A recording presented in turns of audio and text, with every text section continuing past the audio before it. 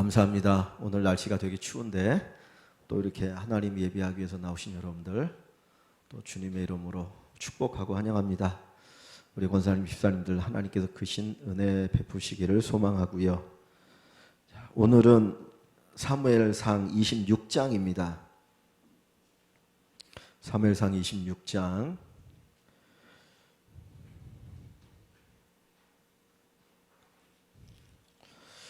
오늘도 문제를 좀 같이 보면서 말씀을 읽도록 하겠습니다. 제목을 다시 믿음으로 모험의 길을 걷는다 그랬습니다. 우리가 믿음의 길을 걸어가면 평탄한 길, 꽃길이 열릴 것이다 라고 생각을 하는데 다윗의 모습을 보면 그러지가 않거든요. 그럼에도 불구하고 다윗은 그 믿음의 길을 갑니다. 그러니까 내가 가는 길이 꽃길이냐 흙길이냐가 아니고 내가 가는 길이 믿음의 길이냐 아니냐를 중요하게 여긴다는 거죠.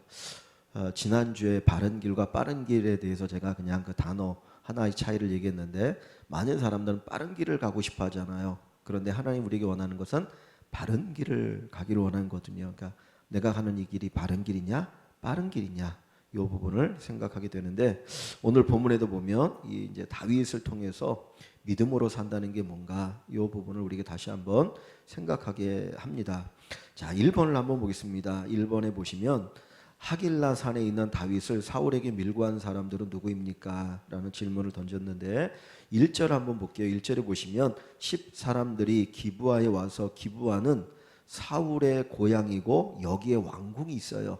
이스라엘 나라에 왕궁이 있거든요. 그러니까 지금으로 말하면 서울과 같은 곳이에요. 그러니까 기브아가 왕궁이 있는 수도입니다. 그 기브아에 10사람이 와서 사울에게 말하 이르되 다윗이 광야 앞 하길라 산에 숨지 아니하였나이까 하며. 그러니까 지금 다윗이 어디에 숨어 있습니까? 하길라 산에 지금 숨어 있는 거예요. 사울을 피해서 거기에 숨어 있는데 누가 이 다윗을 밀고 합니까? 10사람들이에요. 근데 23장에 보면 요 10사람들이 다윗을 밀고 한 적이 있어요. 사울이 백성들에게 다윗을 본 자는 다윗이 있는 곳을 아는 자는 다 나에게 얘기하라 명령을 내리니까 사람들에게 이제 명령을 내렸는데 요 10사람들이 다시 다윗을 있는 곳을 사울 왕에게 밀고 라는 겁니다. 그러니까 이전에도 한번 밀고 했는데 이번에 또 밀고 했다라고 하는 것은 참 사람이 그런 것 같아요. 근데 여기 보면 이 10사람들이 밀고를 했는데 그때 다윗이 지금 이렇게 도관에 든지같이 놓여 있을 때 하나님 다윗을 구하기 위해서 누가 쳐들어오게 합니까? 누가 쳐들어왔죠? 블레셋이 쳐들어오니까 사울이 거의 다윗을 포위했다가 이제 블레셋과 전쟁하기 위해서 가거든요. 그래서 하나님이 다윗을 살려줘요. 그리고 그 다음에 다시 이 사울이 다윗이 이제 그 어디입니까? 갑자기 지명이 생각이 났는데 동굴에 숨어 있을 때 찾아와가지고 다윗을 포위했는데 그때 다윗이 살려주잖아요. 그 동굴에 용변을 보러 들어왔는데 그때 옷자락만 살짝 빼고 그리고는 살려주고 나서 그 다음에 다윗이 이야기하지 않습니까? 그때 사울이 한 이야기였거든요. 어디를 한번 좀 보시냐면 조금 보고 갈게요. 24장을 한번 볼게요. 24장 16절부터 보시면 24장 16절 다윗이 사울을 죽일 수 있는 기회가 있었는데 사울을 죽이지 않고 살려줍니다. 그랬더니 그 사울이 다윗에게 하는 이야기가 24장 16절에 보면 이렇게 얘기해요.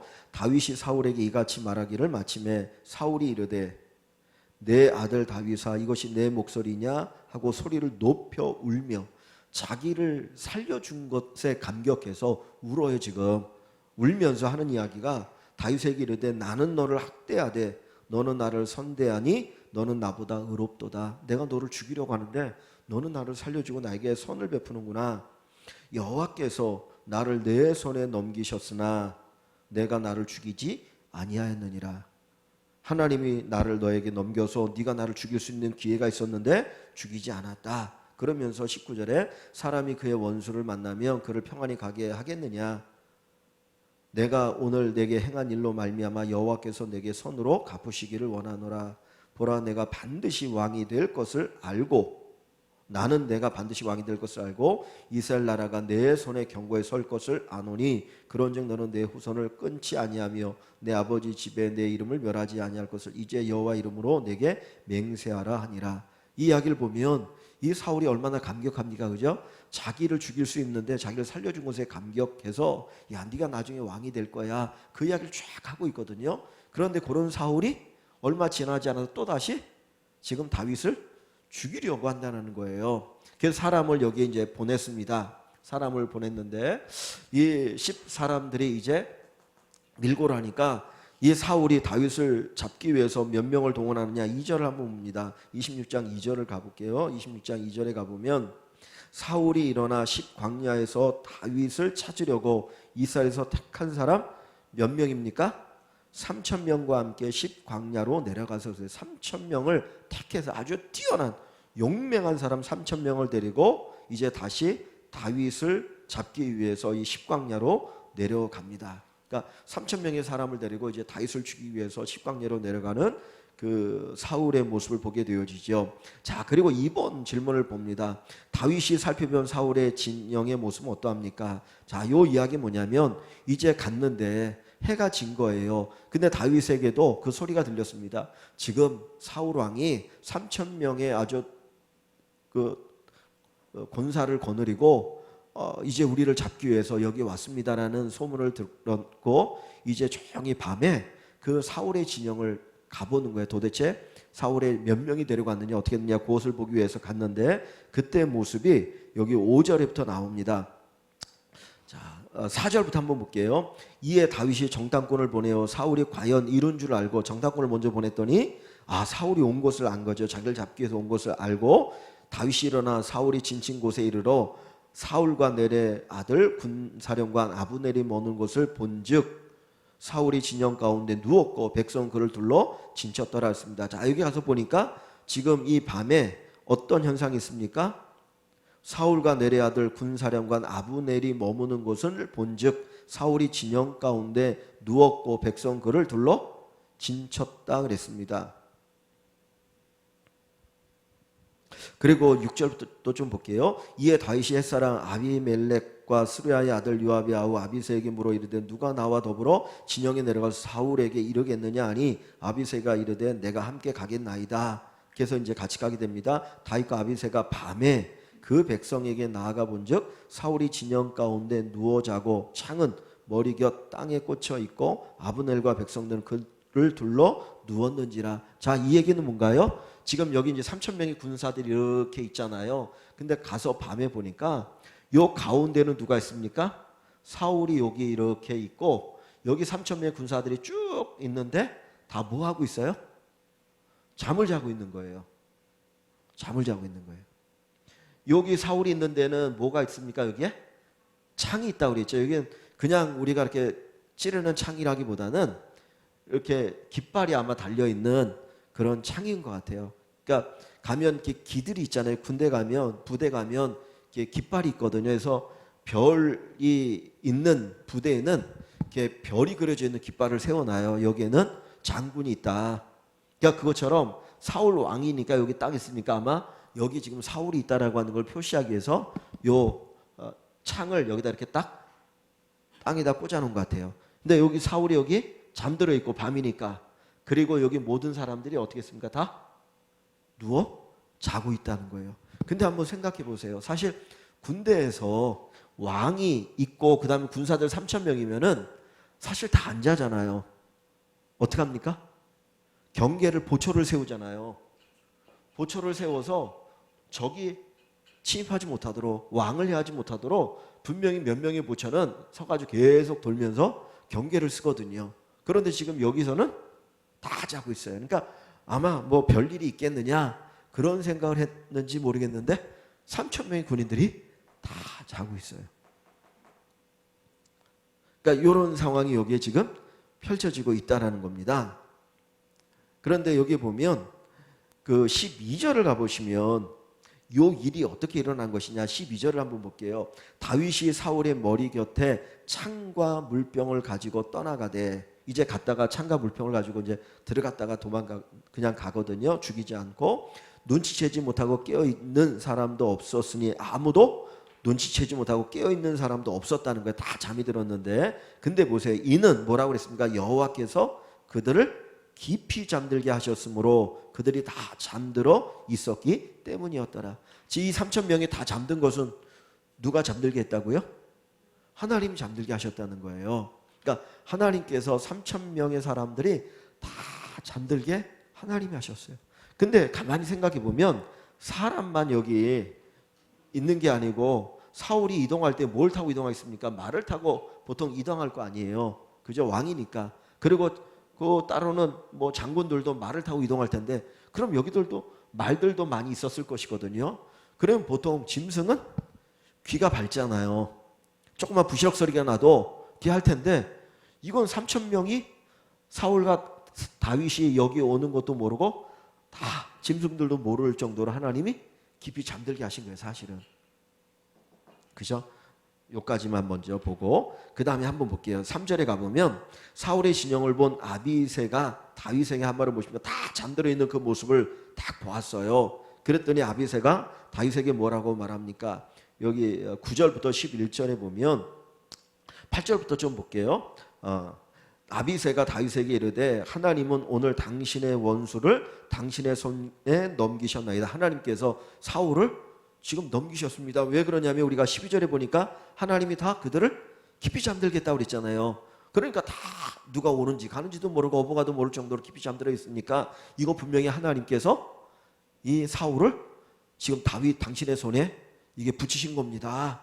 그 얘기를 하는 거예요. 그러므로 청하노니 내가 창으로 그를 찔러서 단번에 땅에 꽂게 하소서. 그냥 딱 찔러서 누워 있으니까 그냥 찔르면 그냥 땅에 꽂히는 거 아닙니까? 창까지. 그렇게 이제 죽이겠다는 거죠. 내가 그를 2번 찌를 것이 없으리이다 라고 다윗에게 이야기를 합니다. 그 이야기를 들은 다윗이 무엇이라고 대답을 하게 되나요? 9절부터 볼게요. 다윗이 아비새에게 이르되 죽이지 말라. 사울을 죽이지 말라는 거. 그러면서 뭐라고 말합니까? 누구든지 손을 들어 여호와의 기름 부음 받은 자를 치면 죄가 없겠느냐. 지금 사울은 다윗 자기를 죽이는 원수인데 죽이려고 하는 원수인데 그를 가리켜서 뭐라고 말합니까? 여호와의 기름 부음 받은 자다. 하나님이 기름 부어 세워 왕으로 세운 자다. 그를 치면 죄가 없겠느냐. 죽이지 말라는 거죠. 자, 그러면서 11절에 다윗의 이렇게 이야기합니다. 11절을 보시면 다윗이 또 이르되 여호와께서 살아계심을 두고 맹세하노니 여호와께서 그를 치시리니. 자, 누가 치실 거라고 얘기하나요? 여호와께서. 사울을 죽이는 거는 우리가 죽이는 게 아니라 하나님께서 그를 죽이실 거야 라고 얘기합니다. 혹은 죽을 날이 이르거나 또는 전쟁에 나가서 망하리라. 하나님이 그를 치실 것인데 죽을 날이 이르거나 전쟁에 나가서 망하게 될 것이야 라고 이야기합니다. 그러면서 죽이지 말라는 거죠. 그리고 나서 11절에 보면 내가 손을 들어 여호와의 기름 부음 받은 자를 치는 것을 여호와께서 금하시나니 너는 그의 머리 곁에 있는 창과 물병만 가지고 가자. 이렇게 이야기합니다. 그러니까 여기 보면 하나님께서 다 잠들게 하셨어요.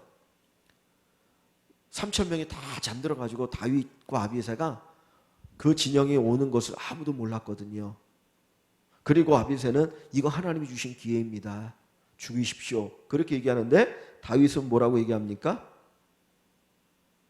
손을 들어 여호와의 기름 부음 받은 자를 치는 것을 죄가 없겠느냐. 누가 죽일 것이다? 하나님이 심판하실 것이다 라고 이야기합니다. 그런데요, 이 말을 다윗이 하는데 우리가 지난번에 보았던 것처럼 24장에는 뭐가 나옵니까? 다윗이 사울을 살려주는 얘기가 나오죠. 다윗이 사울을 아까 굴에 숨어 있었는데 사울이 용변을 보러 들어왔을 때 죽일 수 있는데 살려주잖아요. 그리고 나서 이제 사울이 멀리 떠나가니까 그때 이제 다윗이 나와가지고 아까 그 얘기를 하는 거거든요. 살려줬어요. 근데 지금 다시 또 3천 명의 군사를 거느리고 다윗을 잡기 위해서 죽이기 위해서 오는 거잖아요. 그러면 이거 어떻게 됩니까? 살려줬는데 똑같이 자기를 죽이러 또 오면 이번에는 죽여야 되는 거 아니에요?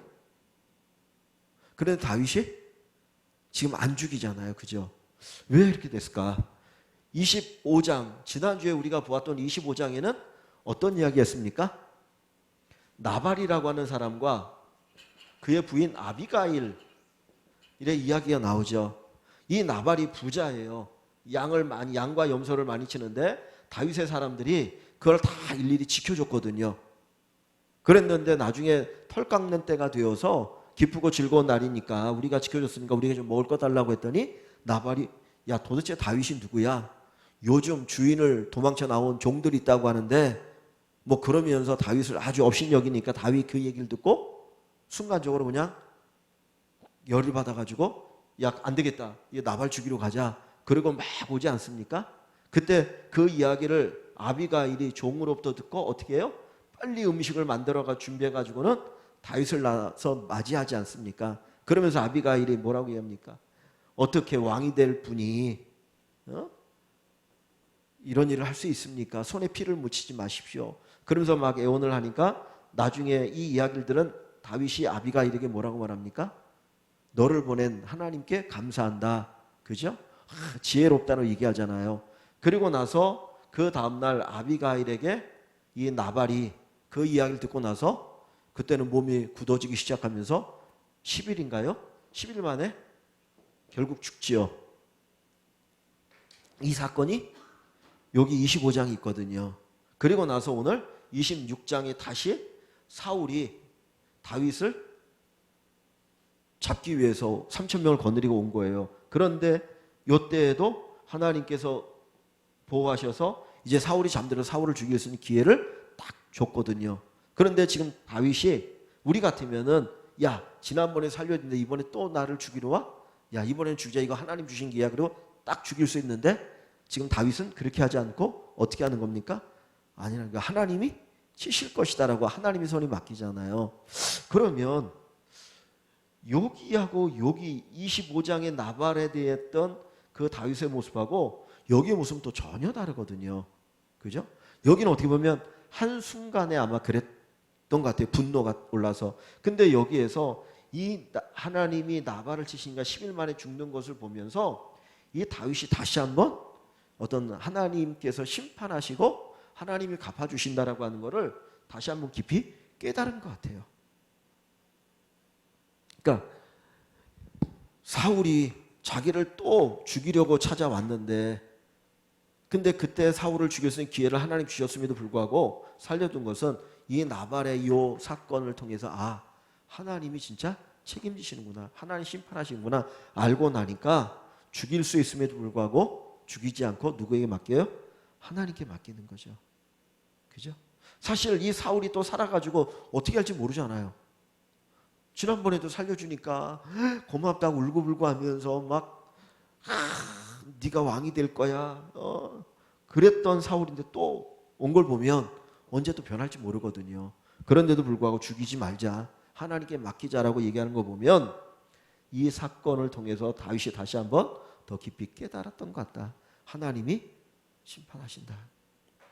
자, 보세요. 어디로 가보시냐면 5번으로 한번 가봅니다. 5번을 자, 그리고 나서 하나님이 심판하신다는 것을 믿는 거죠. 자, 성경 구절 한번 찾아볼게요. 어디를 보시냐면은 로마서 12장을 한번 가봅니다. 요 이야기를 로마서 12장 신약 성경 저 뒤에 12장입니다. 257쪽 로마서 12장입니다. 신약 성경 257쪽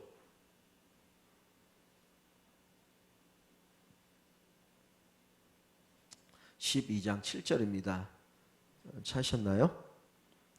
로마서 12장 17절 257쪽입니다. 257쪽 로마서 12장 17절 보시면 아무에게도 악을 악으로 갚지 말고 그랬어요. 누구에게도 악을 악으로 갚지 말라. 그 사람이 내게 악을 행했다고 너도 악으로 그 사람을 갚지 말라.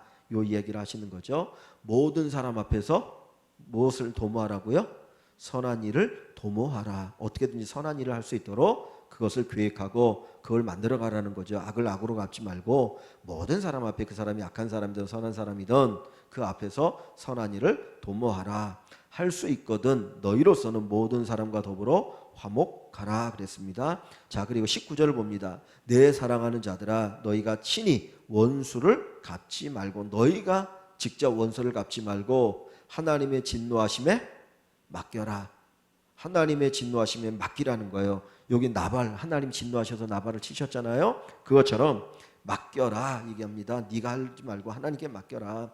자, 기록되었을 때 원수 갚는 것이 내게 있으니 하나님께 있으니 하나님이 갚으리라 주께서 말씀하시니라.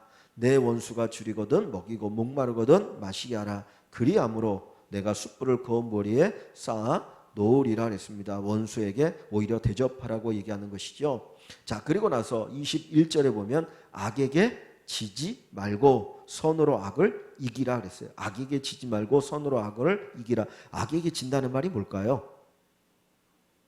악에게 진다는 말이 뭔가요? 아까 17절에 보면 악을 악으로 갚지 말라 그러니까 악에게 진다는 말은 악을 악으로 갚는 거겠죠. 그죠? 악을 악으로 갚는 거잖아요. 그 이야기를 하겠죠. 그래서 악을 악으로, 악에게 지지 말고 선으로 악을 이겨라. 선으로 악을 이겨라. 선을 행함으로써 상대방이 악을 돌이키고 깨닫도록 해라. 뭐 안 되면 이제 하나님이 심판하시는 거니까 그 이야기를 지금 여기서 하는 것으로 보시면 됩니다. 그래서 다윗은 바로 이 하나님이 심판하실 거라고 하는 이 믿음을 가지고 이제 사울을 죽이지 않고 살려주고 물병만 가지고, 물병하고 요 창만 가지고 이제 그 진영에서 나오게 되어집니다. 자, 그러면서 이 다윗이 누구를 책망하냐면 5번에 보면 다윗이 아브넬을 책망한 내용이 뭐냐, 사울을, 자기를 죽이려고 온 사울을 책망하는 것이 아니라 이 다윗은 사울이 아닌 아브넬을 책망하거든요. 근데 그 아브넬을 책망하는 내용이 이 내용입니다. 그냥 한번 읽어볼게요. 14절을 보겠습니다. 13절부터 보면 이에 다윗이 건너편으로 가서 산꼭대기에 서니 거리가 멀더라. 멀리 떨어진 산꼭대기로 가가지고 거기서 얘기하는 거예요. 가까이서 얘기하다 보면 갑자기 잡힐 수 있잖아요. 그러니까 멀리 떨어져서 얘기하는데 14절에 다윗이 백성과 넬의 아들 아브넬에 대하여 이르되 외쳐 이르되 아브넬아 너는 대답하지 아니하느냐 하니 아브넬이 대답하되 이르되 왕을 부르는 너는 누구냐 그럽니다. 그러자 다윗이 아브넬에게 이르되 내가 용사냐. 이제 다윗의 몫을 알겠죠. 네가 진짜 용사냐 대장이냐, 이스라엘 가운데 너 같은 자가 누구냐, 너 용맹한 사람 아니냐, 그러면서 이렇게 얘기하는 거예요. 그러한데 내가 어찌하여 내 주 왕을 보호하지 아니하느냐. 야, 이 밤에 너도 잠들어 있으면 어떻게 하느냐, 군사를 시켜서 철저하게 왕을 보호해야지 왜 왕을 보호하지 않느냐, 그 얘기하는 겁니다. 백성 가운데 한 사람이 내 주 왕을 죽이려고 들어갔었느니라. 니네가 다 잠들어 있을 때, 다시 말하면 내가 들어갔다 나왔다, 아비새가 들어갔다 나왔다, 그 얘기를 하는 거죠. 자, 그러면서 16절에 내가 한 이 일이 옳지 못하도다. 여호와께 살아계심을 두고 맹세하노니 여호와의 기름 부음 받은 너희 주를 보호하지 아니하였으니 너희는 마땅히 죽을 자이니라. 이제 왕의 창과 왕의 머리 곁에 있던 물병이 어디 있느니 보라 이야기합니다. 자, 여기 보면 지금 이 다윗이 누구를 책망하고 있어요? 아브넬을 책망하잖아요. 사실은 다윗이 누구에게 얘기해야 됩니까? 사울에게 얘기해야 되잖아요. 사울이 왕이여 내가 당신을 죽일 수 있었는데 내가 안 죽이고 왔습니다. 그러고 얘기해야 되는데 오히려 지금 이 다윗은 누구를 책망해요? 아브넬을 책망해요. 군대 장관 네가 똑바로 못했다라고 얘기를 하지만 사실 이것은 누구를 책망하는 내용입니까? 엄밀하게 따지면 왕을 책망하는 거죠. 그죠? 그러니까 그 부하를 책망함을 통해서 어떻게 보면 왕을 더 부끄럽게 하는 그런 다윗의 모습을 여기서 볼 수가 있는 것 같아요. 그 이야기를 들은 사울이 그 목소리를 알아들었어요. 다윗의 음성인 걸 알아듣고 이렇게 얘기합니다. 17절에 보면 사울이 다윗의 음성을 알아듣고 이르되 내 아들 다윗아 이것이 내 음성이냐 하는지라. 그러자 다윗이 그 이야기 그 사울에게 이렇게 얘기합니다. 18절에 보면 또 이르되 내 주는 어찌하여 주의 종을 쫓으나이까. 내가 무엇을 하였으며 내 손에 무슨 악이 있습니까?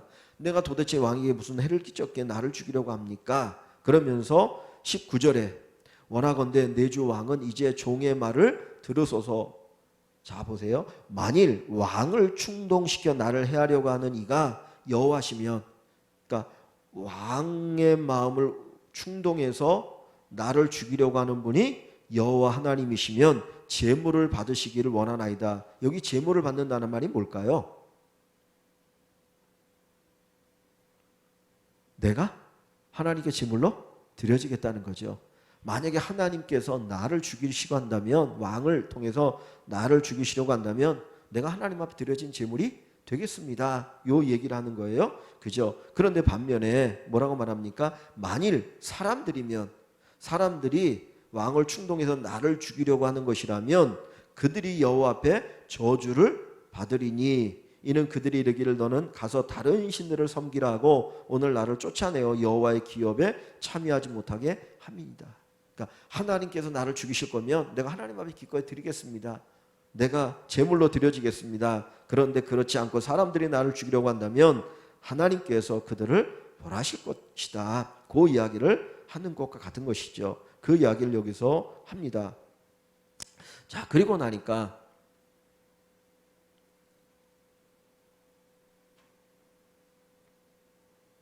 그 말을 듣고 사울이 어떻게 합니까? 여기 21절에 보면 사울이 이렇게 탄식하죠. 사울이 이르되 내가 범죄하였도다. 내 아들 다윗아 돌아오라. 여기 보면 지금 다윗을 뭘로 또 표현합니까? 내 아들이라고 표현하고 있죠. 앞부분에 17절에도 내 아들 다윗아. 이 말을 믿어야 되는 건지 안 믿어야 되는지 모르겠는데 내 아들 다윗아 그렇게 얘기합니다. 그러면서 돌아오라. 내가 오늘 내 생명을 귀하게 여겼은즉 내가 다시는 너를 해하려 하지 아니하리라. 내가 어리석은 일을 행하였으니 대단히 잘못되었도다. 여기 보면 또 사울의 탄식이 나오죠. 어떻게 보면 회개라고 말할 수 있죠.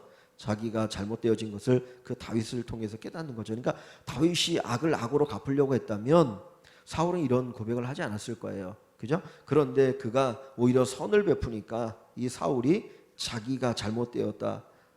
내가 크게 잘못되었다. 대단히 잘못되었다.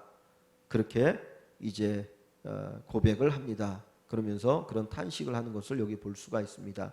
자, 그리고 나서 이제 그 8번으로 한번 쭉 내려가 보시면 이 다윗의 말에 나타난 이 믿음은 뭐냐? 자, 그리고 나서 이 다윗이 다시 왕에게 이렇게 얘기해요. 22절 다윗이 대답하여 이르되 왕은 창을 보소서 한 소년을 보내어 가져가게 하소서. 이게 그냥 보통 창이면 가져가라고 할 필요가 없잖아요. 그러니까 어떤 왕을 표시하는 거니까 군인 하나 보내서 가져가라 얘기를 하는 거죠. 자, 그러면서 뭐라고 말합니까? 여호와께서 사람에게 그의 공의와 신실을 따라 갚으리니.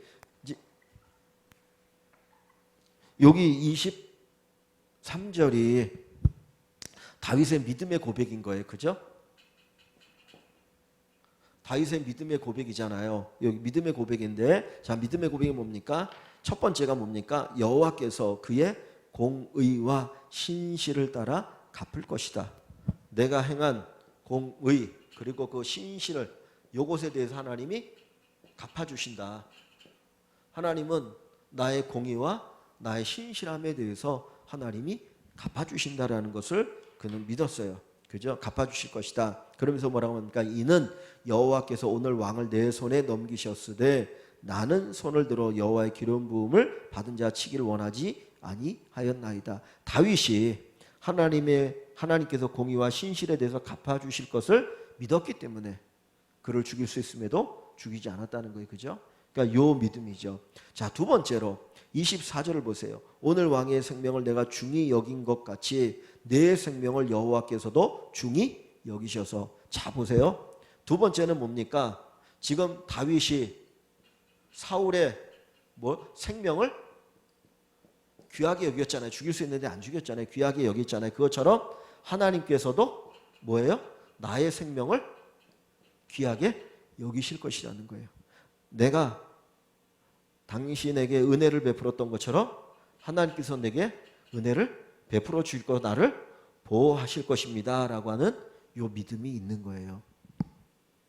그러니까 야고보서에 보면 그런 얘기 하잖아요.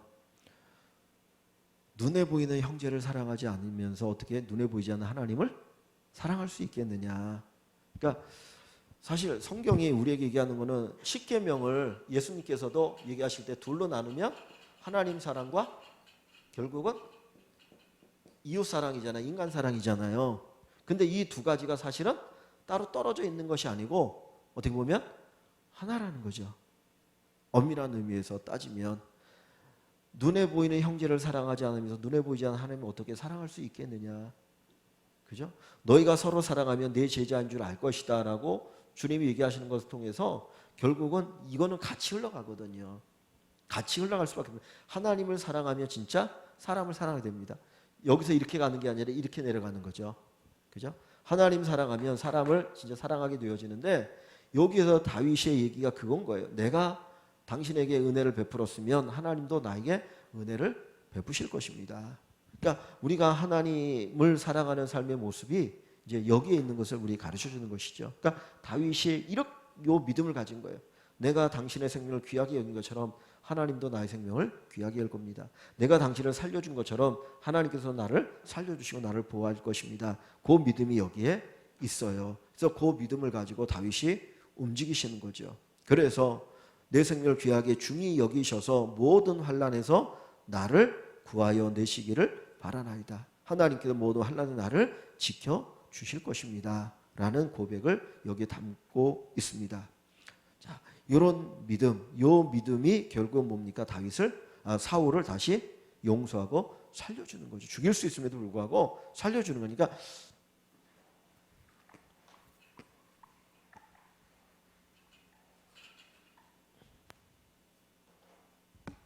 그건 잘 모르겠는데, 이거는 모르겠는데, 지금 다윗이 사울을 죽일 수 있는데 죽이지 않고 살려주잖아요.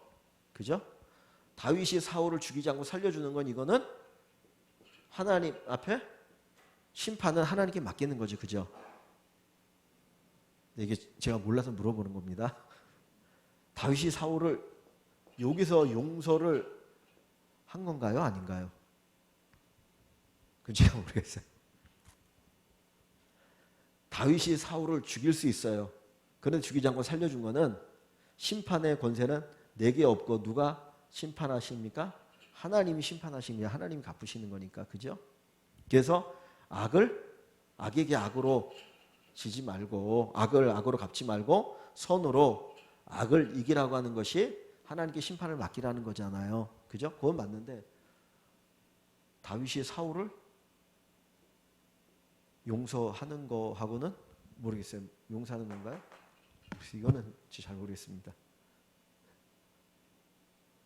제가 쓸데없는 얘기를 하는 건지 모르겠는데 이게 용서한 건지 안 한 건지 모르겠지만 근데 나중에 가면 사울의 죽음에 대해서 슬퍼하잖아요. 그죠? 그거는 이제 한 왕이니까 이제 그럴 수 있는데 근데 여기 안에 다윗이 사울에 대해서 하나님에 대한 요 믿음을 가지고 한다는 거예요. 그러니까 이게 뭘 우리가 가르쳐주냐면 믿음이라는 거는 그런 어떤 환경 속에서 어떤 상황 속에서도 드러나야 되는 것이 온전한 믿음이라는 거 그죠? 그러니까 환경에 좌우되지 않고 환경을 초월해서 어떤 환경 속에서든지 그 원리, 믿음의 원리가 그대로 이렇게 적용이 되어질 때 그것이 참 믿음이라고 얘기할 수 있다라는 겁니다. 자, 여기 마지막 이 몇 절입니까? 25절. 25절에 보면 사울의 입을 통해 하나님께서 하시는 말씀 무엇입니까? 그랬는데 자, 사울이 이런 다윗에게 뭐라고 말합니까? 하나님이 공의와 신실을 따라 갚아주실 것이다. 내가 당신의 생명을 귀하게 여긴 것처럼 하나님께서 나의 생명을 귀하게 여기셔서 모든 환난의 나를 보호하실 것입니다. 라고 하는 그 믿음을 이렇게 드러내고 그의 사울을 살려준 이유를 얘기하니까 사울이 이렇게 얘기해요. 사울이 다윗에게 이르되 내 아들 다윗아 내게 복이 있을지로다. 다윗아 너에게 복이 있을지로다. 내가 큰 일을 행하겠고 반드시 승리를 얻으리라. 자, 요 말이 사울의 입을 통해서 지금 다윗에게 한 말이지만 궁극적으로는 누가 한 말씀이라고 우리가 볼 수 있습니까? 하나님이 하신 말씀으로 볼 수 있겠죠. 그죠? 단순히 사울이 하는 이야기가 아니고 사울의 입을 통해서 이런 다윗에게 하나님이 하시는 말씀이 그거예요. 네가 복이 있다. 너에게 복이 있다. 너에게 복이 있다. 네가 큰 일을 할 것이고 네가 반드시 승리를 얻을 것이다. 우리가 요 믿음을 가지고 살아갈 때에 하나님께서 이렇게 역사하신다는 거죠. 하나님 역사하신다. 내가 공의와 신실하게 살아가면 하나님 반드시 그것에 대해서 갚아주실 거야. 내가 나를 귀하게 여기는 것처럼 다른 사람을 귀하게 여기면 하나님이 나를 귀하게 여기실 것이고 나를 보호하실 것이야. 요 믿음이 결국은 사울에게 자비를 베풀 수 있었던 거예요. 그죠?